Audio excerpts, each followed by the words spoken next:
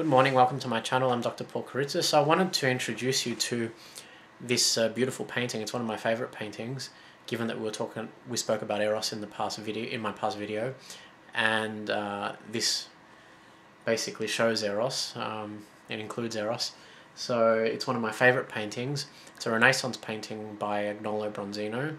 It was commissioned by the Florentine patron Cosimo de' Medici as a diplomatic gift for Francis I of France, and it's called the Allegory, showcasing Cupid and Venus, and dissects the lower qualities of love. It's a symbolic interpretation of the lower qualities of love.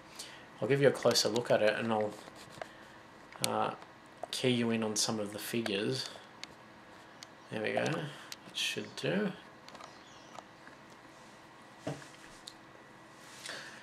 There's a blue cloth directly behind Eros and Aphrodite, or Venus, and that's a symbol of the primordial chaos from which everything has sprung, the fact that everything sprung from a base substance, which was a profound belief of the Renaissance period, and typified all their thought. Over here is a woman who can only be seen in profile.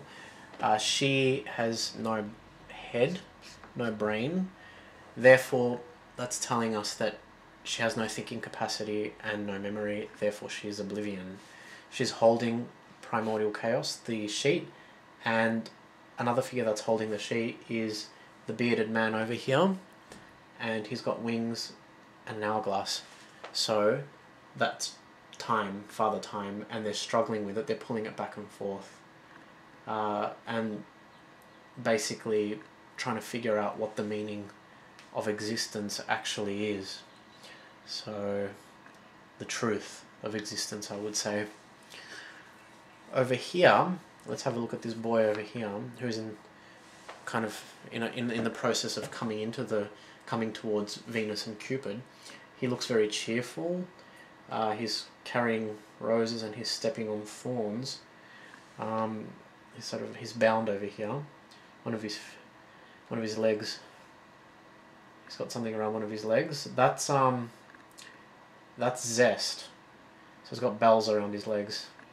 So to symbolize his arrival, and the fact that he's stepping on thorns shows us the tremendous pain that comes with love. The figure over here, there's a little girl over here. She looks disfigured with a very cherubic face. So she's kind of like the female equivalent of Eros over here. She's holding a honeycomb and a sting, and she's got scales and a tail and lime paws. So the fact that she's depicted through a kind of half creature, half human, I would say that she is fraud. Down here we have some masks. Obviously masks, the association with masks is basically a cover so that we hide who we are, who we really are, and the external, what we're depicting externally is not who we are interiorly. That's deceit. Over here, the figure that's right next to Cupid over here is, we can see she's in a lot of agony. She's holding her head, or cupping her head. She looks sick. She's jealousy. She looks jealous.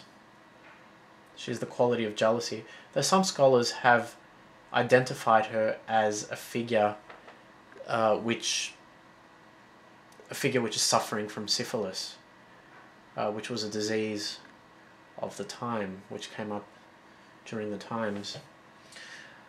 Over here, obviously one of the central figures of the painting is Venus, or Aphrodite, and she's depicted holding the golden apple of discord, which was given to her by the Trojan youth Paris, whom she bribed to get it, and the fact that she's holding it shows us that she's a symbol of ego-driven desire.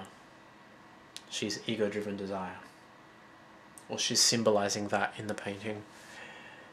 Of course, with her is her son, Cupid, who here is not quite a youth anymore. I would say he's coming into adulthood or puberty.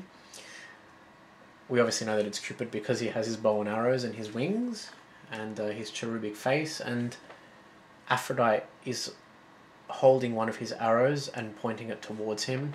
So that's basically effectively disarming him so that his arrows cannot affect her. But they do always affect everyone else. I believe that we've gone through all the figures of the painting. So it's basically the anatomy of lower love or carnal love, and it's depicted by all those figures in the painting. It's quite beautiful. I hope you've enjoyed it, and I will see you soon.